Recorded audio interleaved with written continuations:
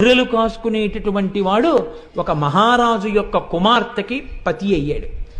అయిన తరువాత మొట్టమొదటి రోజు రాత్రి ఆయన యొక్క నిజస్వరూపం తెలిసిపోయింది, అక్షరం ముక్క రానివాడని. చీకటి పడిపోయింది. ఆ రాజకుమార్తె అంది, ఇంతటి నిరక్షర కుక్షివి, మా తండ్రి బాధపడతాడు నువ్వు అల్లుడు అని తెలిస్తే, నా మీద పగబట్టిన గురువు నిన్ను నాకు భర్తని చేశాడు, బెంగ పెట్టుకోకు. ఈ ఉజ్జయిని నగరంలో రాత్రంతా నగర సంచారం చేసి తెల్లవారే వేళ కాళికాదేవి గుళ్ళోకి వస్తుంది. నువ్వు వెళ్ళి గుళ్ళో కూర్చుని తలుపులేసి కూర్చో.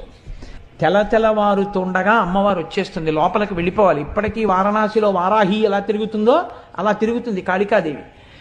లోపలికి వెళ్ళడానికి ఆవిడ తలుపులు తెరుస్తుంది, నువ్వు బిడాయించి కూర్చో. ఎవడు రా లోపల తలుపులు తీ అంటుంది. నువ్వు ఆయనకేం రాదు అప్పటికి, కాళిదాసు గారికి. 2 మాటలు చెప్తా, ఈ 2 అనుంది. ఏమిటన్నారు?